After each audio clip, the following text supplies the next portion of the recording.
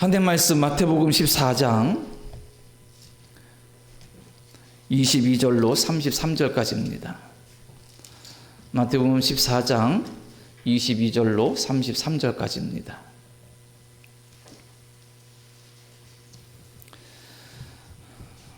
찾으신 줄로 믿고 받들어서 봉독합니다. 마태복음 14장 22절로 33절입니다. 예수께서 즉시 제자들을 재촉하사 자기가 무리를 보내는 동안에 배를 타고 앞서 건너편으로 가게 하시고 무리를 보내신 후에 기도하러 따로 산에 올라가시니라.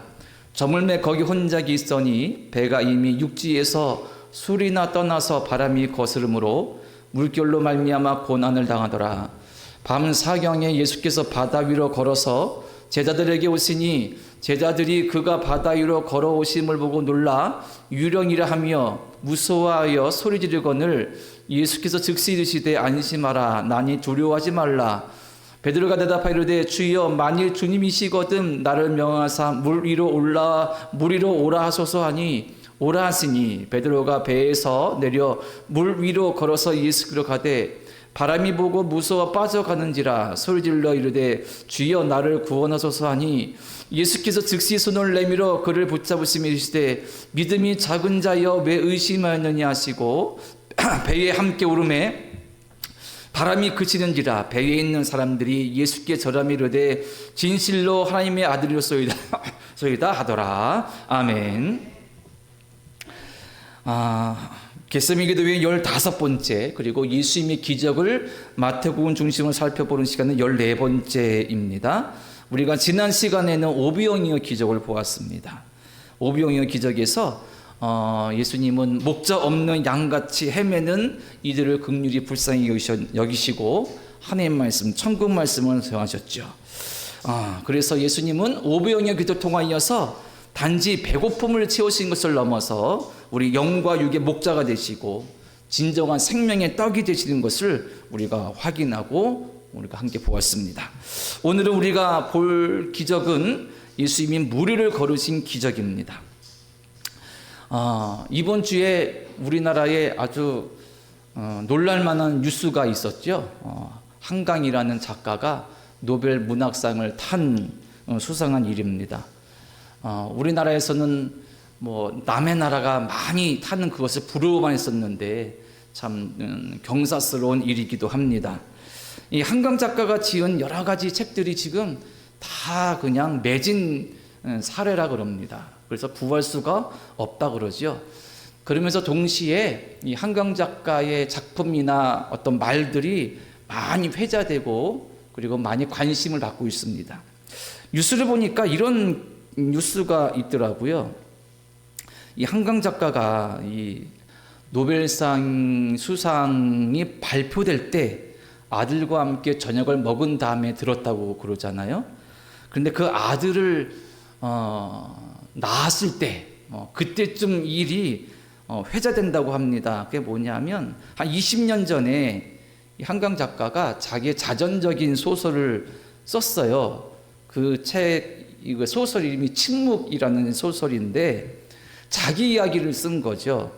근데 그때 결혼하고 2년밖에 안 됐는데 남편하고 아이를 낳아야 되냐 말아야 되냐 그런 어떤 논의를 했다는 겁니다. 그래서 그 이 자전적 소설에 보면 이 한강 작가는 아이를 낳는 거를 별로 뭐라 그럴까요? 좀 부담스러워 했나 봐요. 왜냐하면 태어나서 살다 보면 세상에 참 각박하고 힘들지 않습니까? 그러니 내가 아이를 낳아서 그 아이가 이 힘든 세상, 잔혹한 세상을 살게 하는 것이 참 부모의 이기적인 생각이 아닌가 그런 생각이 들었다는 겁니다. 하루는 남편하고 이 아이의 문제 때문에 얘기 나누다가 이 한강 작가는 그런 부정적인 마음을 전했다는 거예요. 그런데 남편이 말하기를 그래도 세상은 좀 살만하지 않는가라는 말을 했다는 겁니다. 그래서 한강 작가가 그 아이가 커서 세상은 좀 살만해 그렇게 느낄 때까지 얼마나 많은 시간들과 고통을 겪게 되겠냐. 나는 좀 힘들다 그런 표현했다는 거예요. 그때 남편이 그랬답니다. 여름에는 수박이 정말 달고 봄에는 참외도 먹을 수 있고 가을에 열매도 먹을 수 있고, 그리고 목마를 때 물 먹으면 달고, 그리고 아이한테 빗소리도 좀 들려주고, 눈 오는 것도 좀 보여주고, 그러면 좋지 않을까? 그런 말 했다는 겁니다. 그 말을 듣고 이 한강 작가가 다른 건 몰라도 수박이 정말 달다는 것은 동의한다 라는 생각이 들었답니다. 그러면서 아이를 낳게 되었대요. 그 아이를 낳고 그 아이와 저녁 먹다가 노벨상을 받은 것을 들었다고 그러죠. 이런 생각이 드네요. 참 삶이 힘들고 세상이 잔혹하고 그리고 참 답답하고 인생에 여러 파고가 많고 어려움들이 많습니다. 그럼에도 세상은 좀 살만하다라는 생각을 우리가 할 수 있다면 우리가 그런 말을 어떻게 할 수 있을까? 조금 먹고 사는 일이 나아지면 세상은 살만해 그렇게 말할 수 있을까? 우리 예수 믿는 사람들이 가져야 될 깨달음은 뭐냐면 하나님이 나를 이 땅에 태어나게 하셨고 나를 살게 하셨다면 이 삶은 내가 살만한 세상으로 하나님께서 나에게 허락하신 것이다. 내가 예수를 믿고 바라볼 때 내게 주어진 삶이 잔혹하고 힘들지라도 거기서 하나님이 주신 은혜 가운데 살만하다라는 그런 깨달음과 은혜가 있을 것이다. 있다. 이것을 고백하는 자가 기독교인인 것입니다. 그래서 살만한 세상을 만들어가기 위하여서 고백하기 위하여서 함께 예수를 굳건히 진실이 잘 믿을 수 있기를 또 우리 마음속에 다시 한번 고백할 수 있기를 간절히 바랍니다. 오늘 말씀도 그런 의미에서 본다면 왜 우리의 삶을 살만하다라고 고백할 수 있을까? 지금 그렇게 고백할 수 없다면 오늘 말씀 나눌 때 우리에게 그런 깨달음을 주실 것입니다. 그리고 우리가 오전에 출애굽 과정에서 홍해 앞에 있던 이스라엘 백성들을 봤는데 어떻게 보면 오늘 말씀이 제 개인적으로 표현하자면 홍해 앞에 있던 이스라엘 백성들 그리고 그 홍해를 건넌 이스라엘 백성들 그것에 대한 신약판 홍해에 있던 모습 그렇게 말해도 되겠다라는 생각이 들기도 합니다. 먼저 예수님은 5,000명을 먹으신 다음에 그 기적 후에 제자들을 먼저 갈릴리 호수 건너편으로 보내셨어요. 그리고 말씀에 보면 예수님은 혼자 기도하시러 가셨습니다. 그리고 그 사이에 제자들은 배를 타고 갈릴리 호수를 건너가고 있는 거예요. 그런데 맞바람이 불어치고 풍랑이 일면서 제자들이 탄 배가 한치도 앞으로 나아가지 못하는 겁니다. 참 고통스러운 힘든 상에 처한 거죠.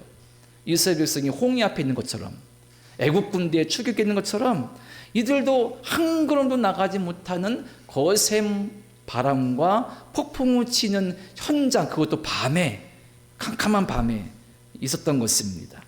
이때 예수님께서 물 위를 걸으셔서 오시는 거예요. 놀랍죠. 제자들은 캄캄한 밤에 누가 물 위에 오니까 유령으로 우리도 똑같지 않겠습니까? 유령으로 누가 무서워서 소리 지르는 겁니다. 막 소리 질렀대 말씀해 보니까 얼마나 무서웠겠습니까? 그때 예수님께서 오셔서 나니 두려워하지 말라 이렇게 말씀하셨습니다. 근데 여기서 끝나면 그래도 놀라운데 여기 한 가지 좀 덧붙이는 저 흥미로운 이 사건이 보여지죠.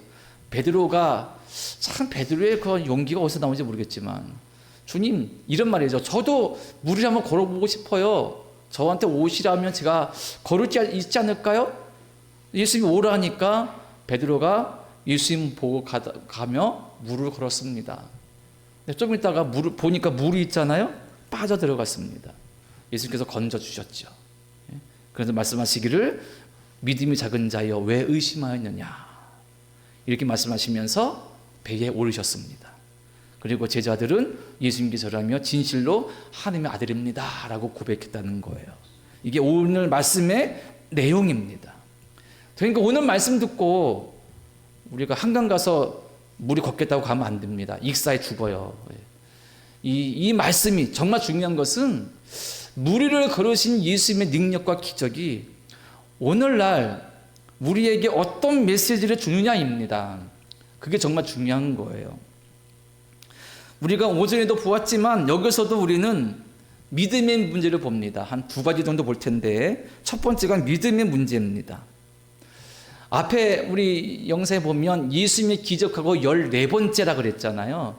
오늘까지 마태복음 따라서 오면, 제가 따라온 순서에 보면 예수님이 행한 기적이 몇 개입니까? 14번째라는 거예요. 그리고 직전 제자들이 배를 타고 노를 저어서 호수 건너편으로 가기 직전에 그들이 뭘 봤냐 하면 오병이어 기적을 봤습니다. 5천 명을 오병이어로 먹을 수 있는 것, 그거를 생생하게 봤어요. 그리고 예수님께서 너희 먼저 저기 가 있어, 배 타고 내가 나중에 갈게, 이렇게 말씀하셨거든요. 이들이 노를 저어서 호수를 건너가고자 합니다. 우리가 아는 바처럼 제자들 중 대부분은 어부 출신입니다. 그러니까 갈릴리 호수 위에서 노를 짓고 평생 살았던 사람들인 거예요. 그런데 이들이 앞으로 나아가지 못합니다. 갈릴리 호수 위에서 노 젓는 전문가 어부들인데 앞으로 나아가지 못하는 겁니다. 바람을 거스르지 못하는 거예요. 여기서 왜 믿음을 생각하냐 하면, 이 제자들은 오늘 말씀, 그냥 숫자로 표현한다면 오늘 14번째니까 13번에 걸친 예수님의 기적을 봤습니다. 병자를 고치시고 기적을 행하시는 모습을 봤어요. 그러니까 예수님에 대해서 많이 알고 있는 거예요. 이미 예수님이 얼마나 놀라우신 분인지 알고 있어요. 그리고 그 말씀을 많이 들었습니다. 그 말씀이 놀라운 생명 말씀이라서 수많은 사람들이 몰려들었어요. 그러니 제자들은 예수님에 대해서 아주 많이 알고 있습니다. 그런데 내가 알고 있는 예수님을 내가 믿고 알고 있는데, 그건 내가 알고 있는 그 믿음이 나를 배를 타고 앞으로 나가지는 못하게 한다는 겁니다. 이게 무슨 의미인가 하면, 우리가 예수님께 대한 지식도 있고 예수님께 대한 믿음도 있어요. 그리고 그와 더불어서 내가 세상을 살아온 경험도 있고 경륜도 있고 지식도 있고 나름 능력도 있어요. 그런데 이 제자들처럼 내가 많은 것을 알고 있고 경험도 있고 예수께 대한 믿음도 신앙도 있지만 내가 어느 순간에는 무력하게 어떤 것도 할 수 없는 무력한 경우에 빠질 때가 많다는 겁니다. 그래서 내가 예수님께 대하여서 잘 알고 있고 세상의 경험도 있고 나름 지식도 있는데 뭔가 내가 무력함에 빠져서 아무것도 하지 못하는 상황에 처질 때 나의 믿음은 뭔가? 내 믿음은 뭔가? 믿음은 과연 무엇인가? 여기서 예수께서 말씀하시는 깨달음은 무엇인가? 이것들을 우리가 묵상하고자 하는 것입니다. 예수님이 무리를 걸어오십니다. 제자들 보니까 유령처럼 보이는 거예요. 다른 말로 하면 헛것처럼 보이는 거고 신기루 같은 거예요. 그러니까 유령이란 말은 실체가 아닌 거예요. 유령이라고 보이는데 귀신 같은 거예요. 그러니까 예수님을 봤는데 예수님을 본 것이 아니라 헛것을 보고 있다는 것입니다. 그런데 예수님은 헛것이 아니었죠. 유령이 아니었습니다. 신기루가 아니었습니다. 실체였습니다. 한 걸음도, 아니 한 노를 지어서 1m도 앞으로 나아가지 못하는 이 제자들을 앞으로 나아가게 하고 이끌어 가시고 살리실 수 있는 유일한 분, 이분이 예수님이라는 사실입니다. 제자들은 그분을 유령으로 봤어요. 신기루로 봤습니다. 허상이나 환상 같은 것들을 봤습니다. 우리는 예수님을 뭘로 보고 있느냐는 것이죠. 내가 예수님께 대한 믿음은 있는데 예수님이 그냥 내 믿음 안에 갇혀서 내가 입으로만 말하는 신앙에 대해 신앙 가운데 있는 한 분인 거예요. 그런데 실체는 내게 별로 없어요. 실체는 내가 살면서 예수란 존재가 내 신앙 안은 있지만 내 삶의 실체로서 어떤 역사는 별로 없는 것 같아요. 내가 그분을 많이 의식하지 않고 그분을 따르겠다는 고백은 별로 없는 것 같아요.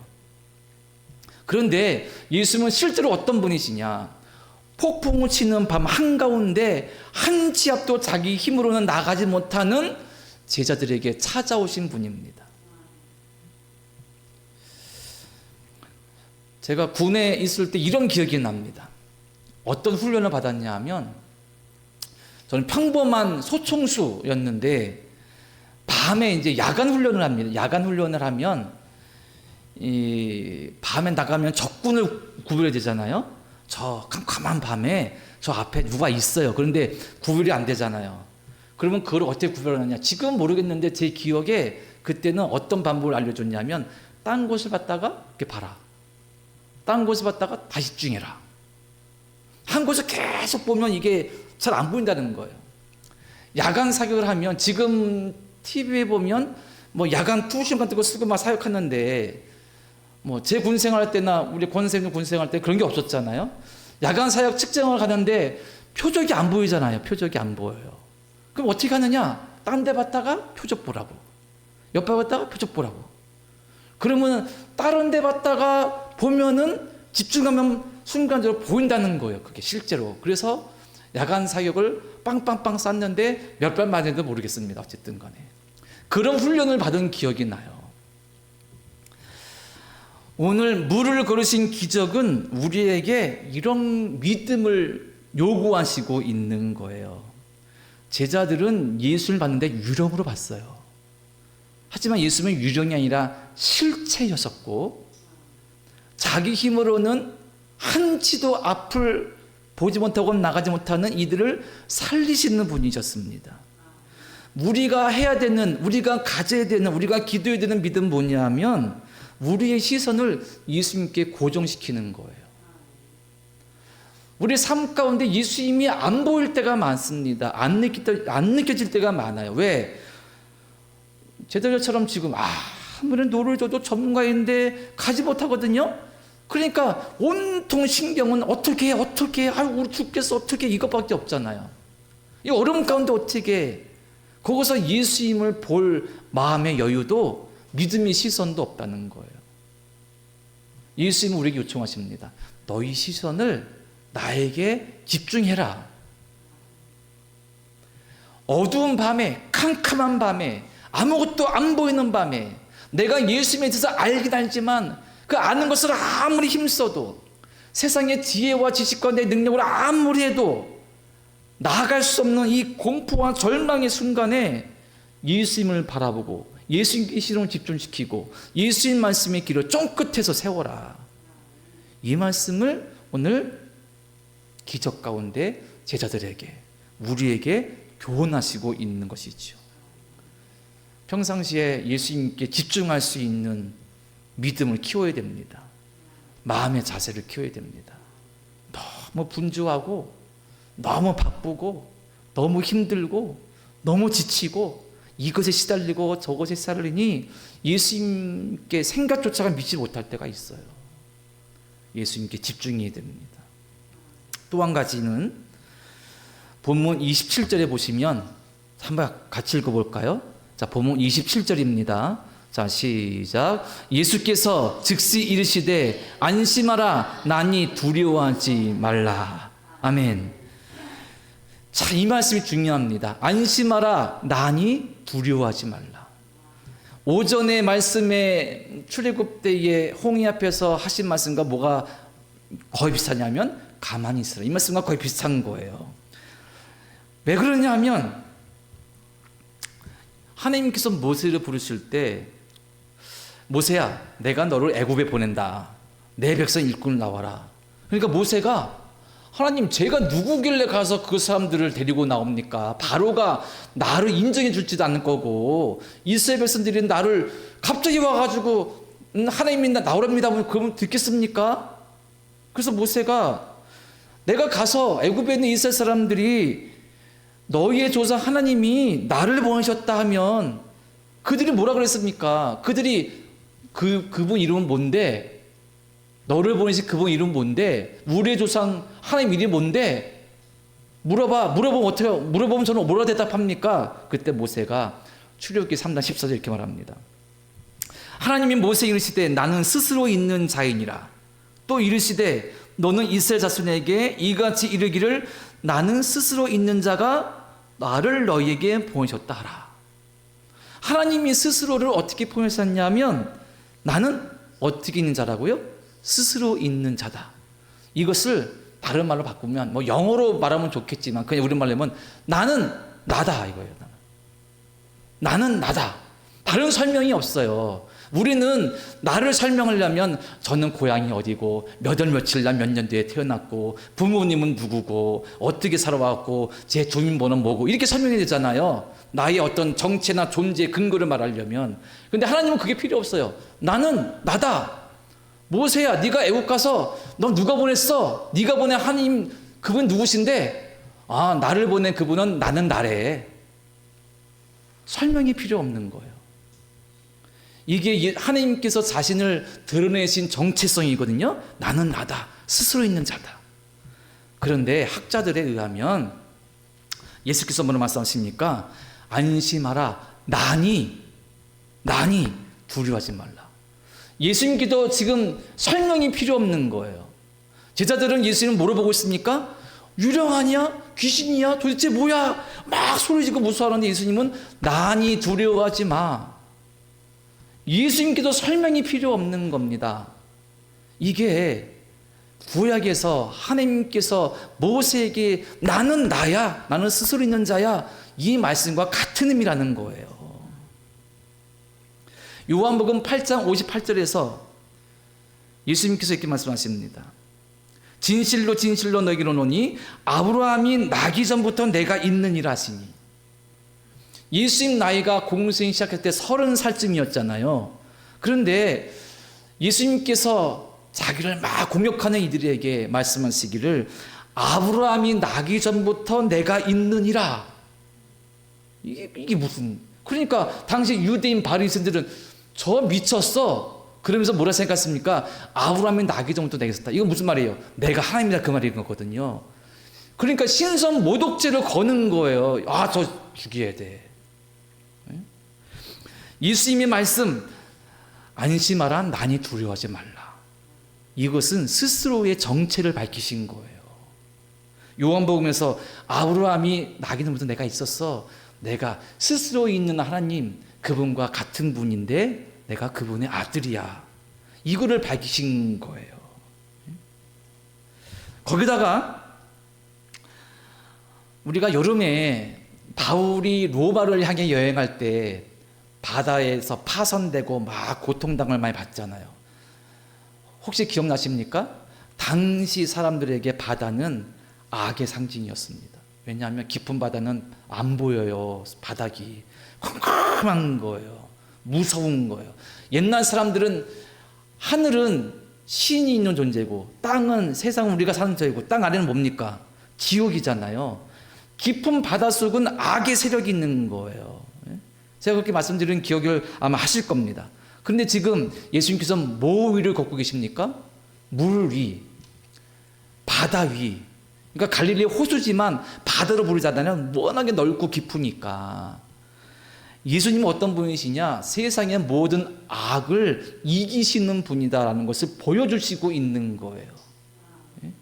예수님은 세상 모든 악의 세력을 이기시고 승리하신 분입니다. 예수님은 이 시점을 볼 때 이제 십자가에 죽으셨지만 부활하셔서 제자들을 살리시고 온 세상을 구원하실 진정한 메시아로 오신 분인 거예요. 그분이 악을 상징하는, 죽음을 상징하는, 두려움 공포를 상징하는, 지옥을 상징하는 물 위를 밟고 오시고 있는 겁니다. 구약에 하나님을 말씀하시고 있는 거예요. 내가 그분의 아들이다. 나다. 두려워하지 말라. 살면서 너무 두려울 때가 많습니다. 두려움을 이길 수 있는 힘, 나다. 내가 나다. 이 예수의 말씀을 우리가 기억해야 됩니다. 오늘 혹시 주부에 칼럼 실은 거를 읽으셨는지 모르겠습니다. 길을 갔는데 보도블록에 표시판이 보이는 거예요.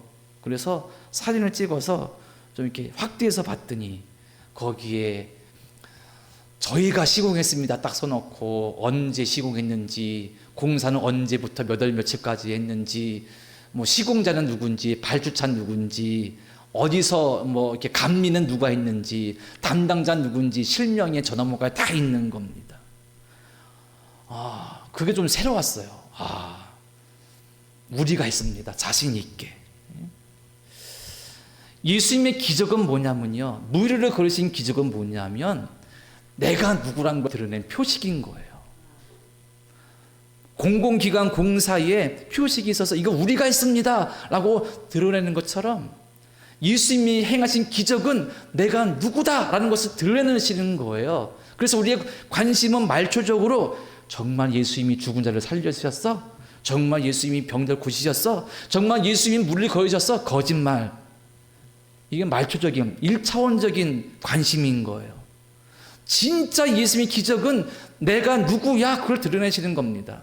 오병이의 기적은 뭘 드러냅니까? 하나님 나라는 진정한 배부름으로 가득한 곳이야. 그 나라가 나를 통해서 이미 이 땅에 왔어. 너희가 그 나라의 백성이 되었어. 믿느냐? 그거 보여준과 동시에 그 나라를 너희가 나누어줘, 알려줘. 그래서 직접 나누어주게 한 겁니다. 제자들에게 떡을 오병이어를요. 그러니까 하나님 나라의 영원한 구원과 풍성함, 더불어 믿는 데의 소명을 알려주신 거예요. 그러니까 오병이어는 어떻게 오병이 5천 명을 먹여? 그것에 대해서 진짜 가짜야? 1차적인 관심인 거예요. 진짜 관심은, 진짜 진리는, 핵심은 이 기적 속에서 예수님은 우리에게 뭘 말씀하시느냐? 무리를 걸으신 기적은 진짜 말도 안 돼. 이것은 1차적인 관심인 거예요. 진짜 중요한 메시지 진리는 뭐냐면, 예수님은 하나님의 아들이시구나. 우리가 이길 수 없는 죽음의 세력, 우리가 이길 수 없는 세상의 악의 세력, 우리가 감당할 수 없는 아무리 노를 져도 앞으로 나가지 못하는 내 삶의 고통스러운 마음과 정신과 삶의 부분들을 살리실 분이구나. 그분은 하나님의 아들이시구나. 이거를 우리에게 알려주시고 있는 겁니다. 그래서 우리가 예수님의 이름을 고백하고 찬양하는 겁니다. 아까 말씀드린 작가 한강의 아버지가 딸 이름을 한강으로 줬습니다. 그런데 아들이 있는데 아들 이름은 뭘로 지은지 아세요? 아들. 딸은 한강인데 아들은 한국인입니다. 한국인. 그래서 이 아들은 나중에 개명을 했대요. 개명. 너무 이렇게 놀림 많이 받으니까. 이 한강 작가도 크면서 한강, 대동강, 낙동강 맨날 이렇게 놀림 받았대요. 이름이 그렇게 중요하지 않습니까? 이름이. 그래서 저희도 아이들 이름을 지을 때 저희 이제 돌아가신 아버지께 첫애 아이 이름을 줘달라고 했더니 아버지가 몇 개 이름을 갖고 오셨는데 그 중에 하나가 이광휘예요. 휘 발음도 힘든데 그럴 때 너 이름만 그러면 또 설명해야 되고 그럴 것 같은데 그런데 아버지 뜻이니까 이제 받아들여서 큰애 이름을 그 짓고 둘째 이름도 보니까 휘가 괜찮아요. 그래서 이제 거기에 다자를 붙인 거예요. 이름이 자기를 상징하지 않습니까? 예수님의 이름을 찬양하라. 예수님의 이름을 고백하라. 예수님을 높여라. 뭡니까? 예수님이라는 그 예수가 부르는 것을 넘어서 이분은 메시아야, 하나님의 아들이야, 삼일체 한 분이야. 그것을 들으는 것이기 때문에 예수 이름 높이세 찬양하는 겁니다. 자, 그러니 오늘 이 말씀 통해서 우리가 마음속에 분명히 알아야 될 것, 여기서 믿음을 말씀하시고 있구나. 왜 두려워하느냐? 그것에 가장 중요한 근거, 나니 두려워하지 말라. 나는 나다. 누가 설명할 필요 없는 나는 나야. 예수 그리스도. 그 예수 그리스도의 이름을 붙잡고 나갈 때에 우리도 우리 삶이 어떤 종류의 기적이든 그 기적 가운데 살 수 있는 것입니다. 말씀을 정리하면서 한 가지 이미지만 본다면 여기서 빼놓을 수 없는 게 뭐냐면 베드로입니다. 베드로가 예수님 보고 예수님 저를 오라 해주십시오 라고 했더니 오라 하니까 제법 걸어갔어요. 물 위를. 그러다 가다 보니까 물이 보이고 출렁이니까 물에 빠져가잖아요. 이 베드로의 모습은 전형적으로 우리를 의미합니다. 전형적으로 믿음이 있는 것 같아요. 근데 없어요. 믿음이 없는 것 같아요. 근데 있어요. 그런 거예요. 잘 가는 것 같은데 실망해요. 그러니까 예수 잘 믿는 것 같은데 어느 순간 시험 들어요. 전형적인 우리의 모습입니다. 그런데 저는 개인적으로 베드로가 우리보다 낫다고 생각해요. 저는 거기 발 못 내디딜 것 같아요. 배 밖으로 발을 어떻게 내딛습니까? 그 갈릴리 호수에 출렁이는 비바람 치는 데에. 어쨌든 내딛어서 섰어요. 그런데 좀 있으니까 인간의 모습이 나오는 거죠. 우리의 모습입니다. 중요한 것은 이게 우리의 한계입니다. 우리의 믿음이 완전하지 못해요. 우리의 믿음을 과신하지 마시기 바랍니다. 내 믿음을 과신하면 안 됩니다. 과신할 때 빠집니다. 하지만 내 믿음의 연약함을 고백하며 주님 바라볼 때 주님께서 건져주시는 거예요. 이 믿음을 가지고 오늘 이 무리를 걸으신 기적을 보고 안심하라, 난이 두려워하지 말라. 예수님 바라보시고 승리하시고 이기시고 힘내시고 찬양하시면서 하나님 주신 사명 감당할 수 있는 우리 모두가 되기를 간절히 축원합니다. 이 말씀 붙잡고 우리 아까 찬양드린 오신시라 진주 찬양드리시겠습니다. 그리고 기도드리겠습니다. 주님, 저에게 믿음 더하여 주십시오. 그리고 저에게도 은혜 주시고 난이 안심하라 하신 주님 바라보면서 굳건하게 나아가게 하여 주십시오. 기도하시면서 나아가시고요, 교회를 위해서, 가정을 위해서, 가족을 위해서, 또 성도를 위하여서 또 기도하시기를 바랍니다. 그리고 기도 후에 원로 목사님께서 드려진 예물을 위해서 기도하시고 또 목사님의 축도로 기도회를 마치도록 하겠습니다. 다시 한번 간절한 마음으로 찬양하시고 기도드리겠습니다.